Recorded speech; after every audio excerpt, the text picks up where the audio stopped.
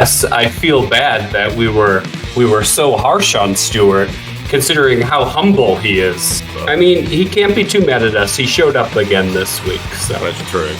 I do not ship mugs and polybags. So, I don't have a negative feedback yet, but it may be coming. Stewart, let us know when that negative feedback comes. We'll go live immediately. Yeah, we will. We'll definitely go live. Live immediately. Is your liability insurance up to date, Johnny? Making sure all my listings were so wordy that, describing every last little detail. And so I think we just figured out who is doing the AI descriptions. Well, welcome back, everybody, to the Finder Slippers Resell podcast as we venture on down the road. Thank you so much for joining us. Gentlemen, how you doing this evening? Doing well. As always, guys, another week of growth. So thank you to all of our new subscribers. Thanks to everybody returning. And if this is your first time watching, yes, hit that like button before we say anything you don't like. So that way it's already there. And then be sure to comment too. Hey guys, doing really good. As you can see, still employee of the month. So this has been a huge month for me. Such a great honor. I thought I'd wear the shirt 2 episodes in a row, but I guess after the ribbing you took from us a couple of weeks ago that Johnny and I gave you, so I guess you do at least enjoy that employee of the month for sure. Yeah, really, this is all about self-affirmation. After y'all roasted me so bad a couple of weeks ago, I just have to wear the shirt to make me feel good about myself. So I know. I was going to say, Wes, I feel bad that we were so harsh on Stewart, considering how humble he is, and very true. Not wanting to brag. Exactly. I think it is fair that he kind of pushed both of us over the edge when he said, it's been about 4 years since he's gotten any negative feedback. And I've received, several. So yeah, I got 4 this month. But who's counting, right? The fact that he's done this shipping mugs and poly bags is really the impressive part of it. Mm-hmm. How do you do that, by the way, Stewart? How are you able to ship like that? I do not ship mugs and polybags. So I would. Some people are like, you know what? I would have plenty of negative feedback if I ship mugs and polybags. So, well, I think Johnny and I are definitely going to. Real quick, Wes. Now, based on what we talked about last week with, the delayed shipping getting updated. I don't have a negative feedback yet, but it may be coming. So, put a little sign behind me, why I still can that says, 1,400 days with no negative feedback, because I might have to rip it down live on the show and throw it in the floor. So we'll just. Wow. Stewart, let us know when that negative feedback comes. We'll go live immediately. Yeah, we will. We'll definitely go live. Go live immediately. Breaking news. Well, I think Johnny and I definitely want to buy a mug from you and have you ship it in a poly bag just to see. I think we're going to rate it. We'll rate it. Now, this sounds like y'all are wanting to give me negative feedback. No, I just want to see how many crumbs it'll come in, how many pieces and parts. Kind of hold the handle off to the side, Stewart's a professional. It'll arrive Do you send, Stewart, in all honesty, do you send like thank you cards or anything like that with your orders? No, I don't. I used to. I actually used to have some business card type cards that I would put in. They didn't, like, I had my regular business cards here that have all my phone number and website and all that. So I had some that just said, thank you for the purchase, and had my website. And I used to include those, but really I don't include anything anymore. And it didn't seem to really drive traffic to my website or anything. So it just seemed like an extra expense that really wasn't. That gets me thinking, should we have our own sticker for this podcast? Well, we can probably, once we start having guests on the show, and I know we've got some guests that we hope to be announcing pretty soon, it might be nice to be able to give them a sticker, since that's probably about, all we can offer at this point, since we're not making any money. But So, Johnny, we're going to have to commission you to come up with the sticker. Do we just want to use this logo? Good question. I don't know. It might be a little much to put our faces on the sticker. Let's just put Stewart on there with his shirt. That'll do it. Mm-hmm. I'm pretty sure you were recording when he lifted his shirt up. So if I could get a still of that. Oh, perfect. Yes, I was recording that. So I'm gonna give you all a phrase. Not you to see. I'm gonna give you all a phrase, and just tell me what comes to your mind. Okay, super fast. Flip it fast. What does that mean to you?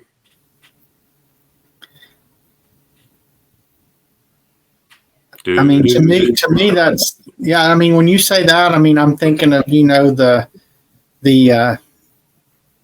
fast nickel versus the slow dime. You're trying to price your stuff at a price it's going to sell, where you hopefully still making some profit. But I mean, and I do sell. There's certain things that I do try to sell like that. I mean, because we all agree that money in your death pile is just sitting there waiting. That's what it is. Mm-hmm. Well, and in that case, Wes, I mean, yeah, there's the flip it fast, not necessarily something you've sourced recently, but, something that's been sitting in your death pile or money mountain, as I like to call it. Mm-hmm. So you want to turn that over quick, and you're willing to take less money because it's something that's literally been sitting in your garage for, however long it's been sitting there. So a couple of weeks ago, when I met my buddy in Charlotte, when we had our boys' weekend, I stopped at the bins in Charlotte and I grabbed a pair of Polo Ralph Lauren jeans. And when I looked up comps on it, comps were like 28 to 30 bucks. But the sell-through rate was probably like 50%, right? So I listed them for $22.99, which was $6 or $7 less than what they go for. No offers, just $22.99, and they sold in less than a week. So to me, that's a fast flip. Well, I spent last week. I pulled out my death pile and I started working through it. And I've got some stuff that I'm donating because I just don't ever see it moving. And it's honestly some of the first things I ever bought. Mistakes. So I took them back to the Goodwill and let them go. And it's amazing how freeing that really is when you do that kind of stuff. Because to me, it's not going to sell. I made a mistake buying it, and some people may or may not want to admit that. They don't want to admit defeat. I wouldn't really call it defeat so much as just me trying to make some room and declutter what I have going on. And I feel actually a whole lot better moving that stuff because the big 27-gallon totes that people have, I've got several of those, and I cleared out 2 of them total. So. I think that's learning though, right? Like that's like a cost to learn a little bit. We took like 9 garbage bags of stuff from when we first started. We used to go to the bins and just like, oh, it's Calvin Klein? Yeah, everyone wants that. And then you're like, no, nobody wants that. And we took 9 garbage bags, and it was, you do feel a little defeated, right? Because like you invested money into it, but again, it was a learning part. And once it was gone, we felt way better than any defeat we had, previously. So I think it's just, especially when it's new, that's learning curve stuff. I mean, we buy stuff all the time where we're like, I don't know if this is going to sell, but let's give it a shot. Well, now some of the stuff that I buy, I just like it, period. And to me, if it sells, it's fine. If it doesn't, it's fine. I'll just hang on to it. But that stuff that I did get rid of, I was just like, what? That's the only word I could come up with. What? What was I doing? What was I thinking? What in the world? But it's a very freeing feeling. So I felt so much better once I moved those products that I know were never going to sell anyway in the first place. Yeah, and I don't care how long you've been reselling. I mean, I think any reseller who says that they never regret anything they don't buy. I mean, because I know even today, as long as I've been doing this, I mean, I'll be at an estate sale or be at a thrift shop, and for whatever reason, my gut feeling when I buy it is say this is something that's going to sell. Then you get home and start doing more comps or just looking at how do I describe this, whatever, and you think, maybe I shouldn't have bought this, and so I think it happens even now. The trick is to make sure it's happening less than when you first start, because I do know, like when I used to go to auctions or the thrift shop, I mean, I would buy so much stuff that in hindsight would never sell, and I did the same thing. I ended up just redonating it, or once I got a booth, I could kind of lot some of that stuff up and put it out there. But yeah, I think everybody's going to make mistakes, but yeah, it's just like Johnny said, a learning opportunity. That's how I feel about typewriters. Mm-hmm. I have sold an IBM typewriter and a Smith Corona typewriter, and both of them sold on Facebook Marketplace and sold pretty quick and for a good amount. And they're a good Facebook Marketplace item. You don't necessarily want to be shipping typewriters just for weight and stuff like that. But when I sold the second one, I said, never again. I am not buying another typewriter. I don't want to deal with it. Both of the people that I sold them to on Facebook Marketplace, messaged me for months after with just random questions about it. Was too much. And sure as heck, 2 years later, a month ago, I bought another typewriter. I had a moment of weakness. I bought it, and it sat upstairs in our room where we take our pictures for a month, because I really wanted no part of it. Like, it was stupid. I shouldn't have done it. Comps are good. Like, I paid $15. They go for $100. Like, all day, right? But I want no part of it. I don't want to ship it. I don't want anything. And so yesterday I was upstairs and I was just staring at it. And I go, I got to post this damn thing. So I took the pictures and posted it. And I feel a lot better that it's posted, but I wish I had just never touched it. Yeah, I have one sitting in my garage right now, and it sits there along with my Beanie Babies. Oh, by the way, Stewart, we need to get together and let's get those in your booth. Yeah, I actually sold a lot of those over the weekend or a couple of weekends ago whenever we had the festival. So, but I feel myself, I'm about 2 years in now to being a reseller, and when I go into the store now, it's strictly, I know what I'm looking at, I know why I'm looking at it, I know what I want to buy and what I don't want to buy. And people have different things that they do and what they're looking for. But to your point, Johnny, man, it's just the white elephant. You're just like, wow. That was one of the first things I thought that I bought. And I actually, Stewart, I bought it from Carm when I bought that. And it was, I paid, I don't know, $20, $25 for it. So that's a head scratcher. But remember, this is one of the very first items I ever bought. And I walked out of Carm feeling like, yeah, I'm a reseller now. Yeah. Oh, yeah, I'm going to go make $100, $150. No, still sitting in there 2 years later. Yeah. You're a hoarder, not a reseller. I'm a hoarder, yeah. Well, I'm a storage unit is what I am. So, but I think I've decided, though, I'm either going to put it up either on Facebook Marketplace or something, try to move it. And if it doesn't move, then I'm going to duck my head and just walk back in there and just let it go. Yeah, and that's. But I avoid electronics altogether. I was in Goodwill earlier today, and there were just stacks of DVD, VHS combos, and I was like, I have no desire to deal with it. And I know they can sell well, and some people say they're really easy to ship. I just have no interest in it. Yeah, it does. I'm kind of the same way with electronics. And I mean, I've sold a few DVD, VHS combos and not had any issues with the ones I sold. But yeah, it's just, I don't know. Electronics to me are kind of like clothes. I just see them as a return, Yeah. I don't want to test it.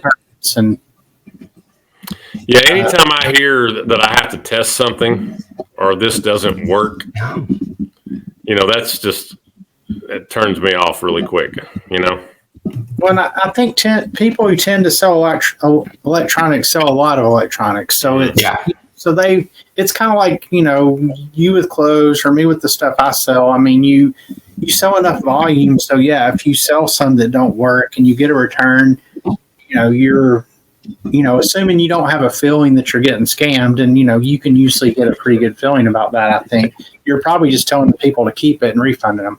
Yeah. It's moving up. So I think if I had a setup for it, like, I had all the cords and I had a TV set up and I could just plug in real fast, and, I had a DVD handy that I could pop in. But to your point, Stewart, like those people who sell electronics, they do, because they sell a lot of it. So they test it. For me, I'm like, where the hell's an outlet? Can I find, I'm walking around Goodwill to see if they sell any VHSs so I could put it, and I think if you're set up for it, it's probably easy, but as a one-off, yeah. Johnny, I know a couple episodes ago we were talking about, or you were talking about the shoes that you and Lizzie you had in your store, and you ship them, and the people say, hey, this is like dry rotted now. Yeah. I only have about 12 pairs of shoes that I have for sale. You really got my gears turned as far as thinking about how rubber and stuff like that in the shoes breaks down if you hold it, however long you hold it over time. Do you still have a pretty good amount of shoes, or are you really trying to back off of that? We have probably about 150 pairs of shoes listed. We're much more selective now. A lot of the shoes we've had for a long time, but when we first started reselling, that's what we bought. We were shoe resellers, and it did really, really well. And then, like I said, a couple of weeks ago, we hit that batch of returns where it wasn't right away, but it was people who had worn them a couple times and then had said, hey, these have dry rotted. So now before we ship any out, I mean, I bend them, and especially like heels. We had a lady who sent us a nasty message, and it was deserved. She was at work in high heels and the heel broke. And yeah, I'd be pretty ticked off too. But so we're very selective, and we actually buy a lot of sandals now. That's it. It's flat. Is your liability insurance up to date, Johnny? It sounds like broken heels. For real. So, but that's part of the reason that we kind of moved away from it a little bit. We got a couple negative feedbacks of dry rot, and honestly, it wasn't even anything we ever thought of. But well, you definitely, when you mentioned that, I'm pretty much going to stay away from shoes for sure. And it stinks too, because when we were really going hard into shoes, we made better money than we do now. Yeah, and that's the thing with a lot of that stuff, and of course the people watching, they don't need to take it just because, like, I don't sell shoes. I'm not saying that shoes are not a good thing to sell on eBay, because a lot of people I know that's all they sell, or it's a big part of what they sell, and they're very successful. I just know for me personally, I was never really a shoe guy. I wasn't into the, having the latest shoes, and I couldn't tell you like all the different Jordan models and this and that. So I don't know shoes, and it's just, it's just not my cup of tea, and so I don't sell them. But I know a lot of people are very successful with them. Same thing. Pretty much anything we say we don't sell, there's somebody out there making a killing doing it, whether it's electronics or shoes or whatever. So, yeah, and I guess I can kind of preface too that we were buying these from the bins. So, they were either sitting in a store for a long time, or they were just getting beaten around the bin system too. So I think it's a little bit different if you're in a thrift. You should still check, but I think the bin stuff's a little rougher. I know a guy that my daughter used to date. He had a friend who did all shoes on eBay, and he had some kind of connections with different outlet stores, and like some of the they're not outlet stores, but some of the ones in the malls, that sell shoes. I can't think of the names of them, but then also like the Nike outlets. And he had a group of people who I think they were his friends, but he paid them a little bit, and he would basically send them out to all these stores. And they had done it enough to know when all these came in, and then he bought so many, he earned whatever the bucks they give you with the different stores, and then he'd like a rack room. Yeah, well, these were athletic shoes, so it was one of those, I don't know, like a Finish Line, or, I don't know exactly which ones they were buying them at. So in those cases, you're probably getting new shoes, not selling, or, some of them may be returns, but they're not like ratty returns like you would see at a thrift shop. So, and I know he was making, six figures and paying buddies to go out and search for him. That's probably a little safer method, I guess, when you're buying them from the outlet stores or the bargain stores. So I would definitely say sell shoes. I would say just really actually try to tear them apart. And if even like with high heels, if you try to bend the heel a little bit, if you just feel or hear a little sign, just avoid them. Mm-hmm. Yeah. I have one pair of shoes listed right now, and they're made of wicker. It's like the Asian shoes that they wear in the rice fields or whatever. So I got them in an estate sale, and I didn't try to bend them because I was afraid they'd just snap in two. But I'm committed to streamlining my process because I get very bogged down, and it feels overwhelming, and it's like I've got to free my space up to free my mind up, but that's the process that I'm doing. I'm looking to really streamline, and like the shoe thing, that's not part of my game, especially anymore. I know that. No offense, Stewart, but glass products I did sell that. I did sell one. I didn't sell the candy one yet, but I sold another one. I did do that. But I'm just trying to really limit and be very picky, very choosy. If it's not there, I'm not going to just say, oh, well, I got to buy something. And I've got to create something. Because that's what I kind of felt like the first 2 years of reselling. I felt like I had to walk out of each yard sale or I was a failure with what I was trying to do. I think there's a lot to get over. I think when you first get into it, like, Stewart wouldn't know, but like negative feedback, right? Yeah. Like you get it. You just gotta brush it off. Like, returns, lowball offers, still tick me off. Get over it, And so I think a lot of things is like, get over it. If you went into a thrift store, you were there for a half hour, you found nothing, then you found nothing. Just walk out, live another day. And I think that's where like your mistakes get made, right? Like you're in the thrift store for a half hour and you got to leave with something. And then it's a typewriter that you return later, right? Or you fire off a response in an email to somebody and you're like, oh, probably shouldn't have sent that. Or just whatever it is. I think like you just got to get over it. And I think that's a hard part. Well, that's where I am now. I really feel like there's been a major growth as far as my reselling is concerned because I'm streamlining it. I am getting over it. I can walk in, blow in a Goodwill 3, 4, 5 minutes, and I'm out because I know certain things I'm looking for. Yard sales the same way. I'm getting real used to saying, hey, I didn't see anything I needed today. Thank you so much. That'll always be weird though, won't it? Probably. It's always weird. It is. Because people are standing there like, well, I'm only selling this for $1, but I don't need that.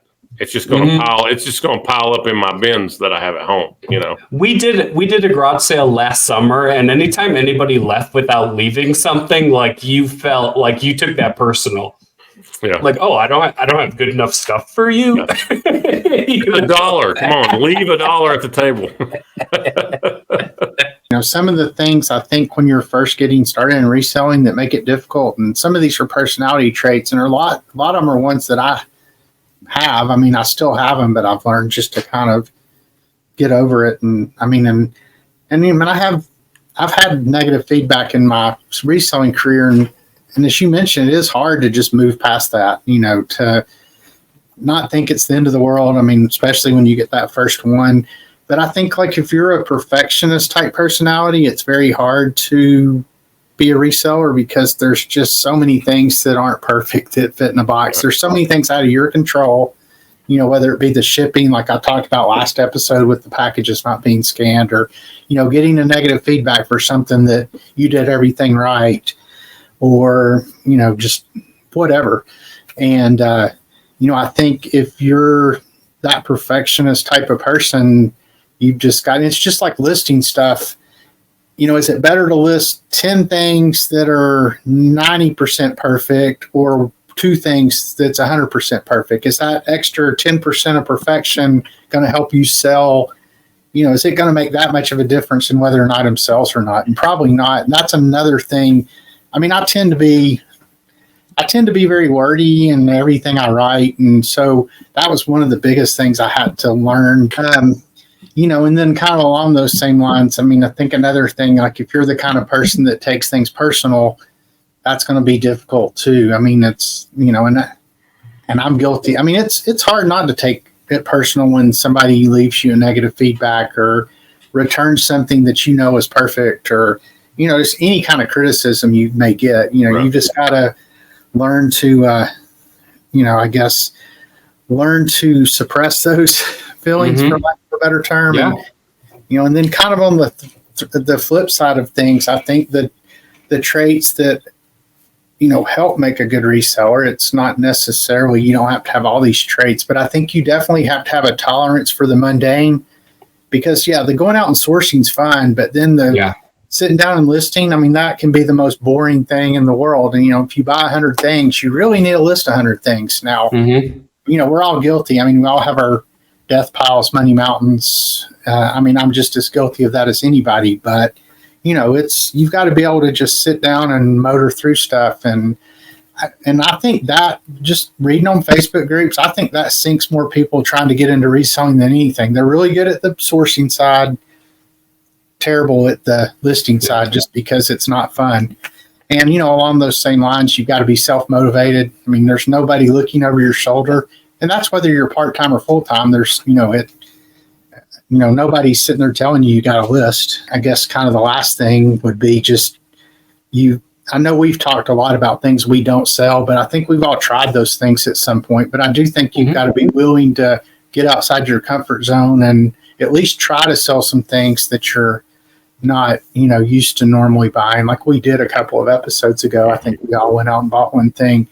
But, and I think we mentioned too in the last episode or two that, it's definitely more difficult to get started now than it was, when I got started, however, 15 years ago. You just have so many more people out where there's more competition to begin with, because, everybody sees these YouTube videos, they see Pawn Stars, they see, the Storage War guys. Oh, I can do that. All they show is the wins. They don't show the losses. Yeah. So everybody thinks it's easy. So you got a lot of more people trying to source. You got a lot more people trying to sell. And, and I think it's not as easy as they make it look. Now, it's not rocket science to resell either. I mean, I don't think any of us three claim to be rocket scientists, but we've all been, at least somewhat successful reselling. So I think anybody can do it. Right. Well, for me, and me being a relatively still young reseller, the people that are starting and people that are watching this, don't be afraid to just count your losses and take it back and get rid of it. And just like you guys, I know that you all could go through your death piles and your money mountains and go, you know what, I'm going to move on from that. And I encourage people that are watching our podcast, if you do have stuff, try to go through it and heal yourself a little bit, because I'm telling you, it's very therapeutic to do, driving up and donating that stuff back. What a relief I had. Getting rid of that stuff. So I think you always make mistakes, right? I mean, like buying that typewriter, like I wish I didn't do it. And I knew better, that I knew I wouldn't want to list it right away. And I knew I wouldn't want to ship it, even though who knows when it'll sell. But like, I think especially when you first get started, you think that you just need to build this inventory and you just start buying a little bit. Plus it's new and exciting, but use the tools in your hands, right? Like use your phone, look at sell-through rates and things like that, because I think especially with YouTube, it's easy to buy the wrong things, because when you're watching a lot of these YouTubers who have hundreds of thousands of followers, they can buy whatever and sell it to their viewers. And a lot of that stuff you probably shouldn't touch with a 10-foot pole, right? Like Wes, you joke about like, oh, I bought all these Beanie Babies, terrible idea. Well, if you had 300,000 followers, you could do a live show on Whatnot right now and sell them for $7-8 a piece.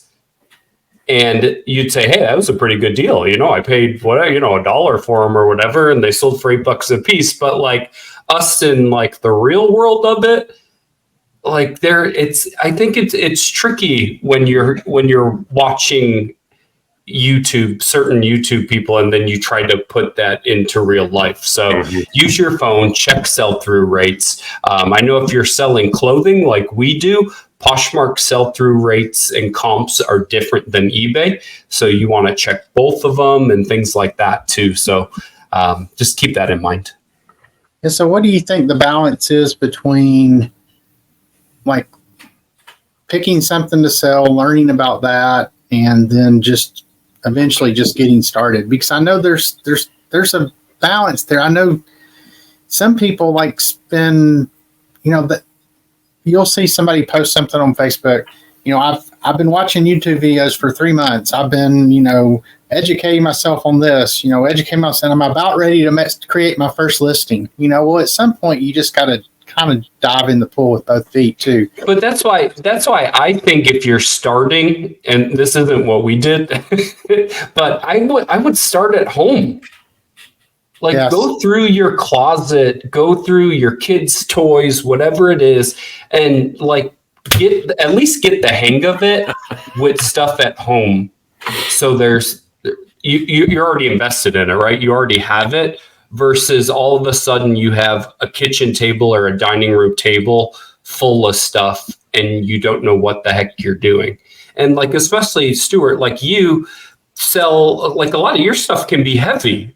If you're selling China sets and stuff like that, like you can lose your shorts on shipping. The first thing we sold, we lost money on because I was like, oh yeah, that'll be $5 to ship. And it was like 14, so I think like, start at home and like really get the hang of like shipping. And do you even like taking photos and listing and all of that? And once you kind of feel like, all right, I got the hang of it, like then go out and have fun and go crazy. But I would start at home just for a lot of reasons.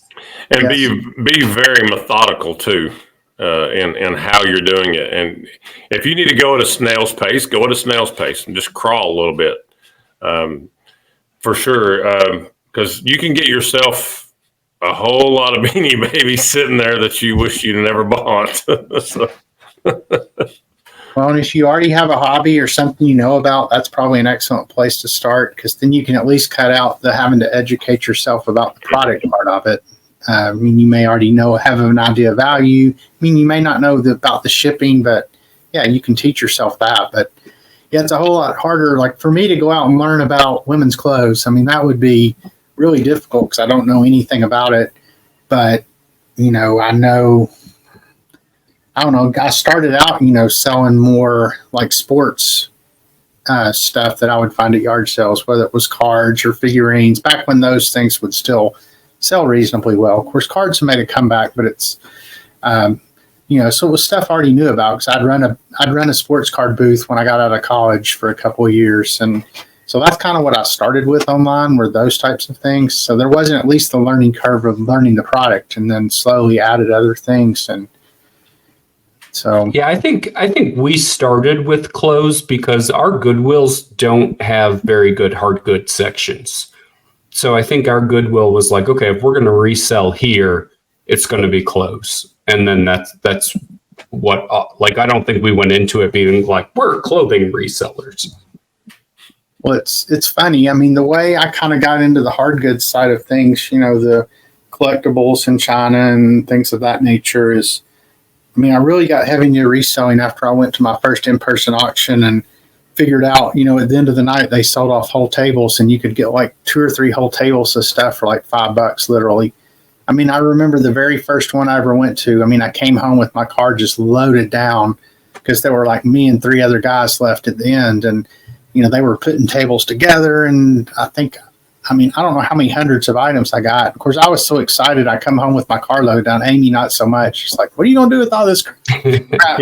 So that's really how I started in the bulk inventory and, was just hooked on that kind of stuff. And then that's what I like now. I love different China patterns and I love figurines and, all the breakable stuff, I guess. Well, that is all the time we have this evening on the Finder Flippers Resell podcast. And gentlemen, we are finishing up episode 16. How about that? Yes, episode 16. Nice. We appreciate everybody coming and watching and liking and subscribing to us. Please continue to do so. Like Wes said, make sure you subscribe to the channel and we'll see everybody next week.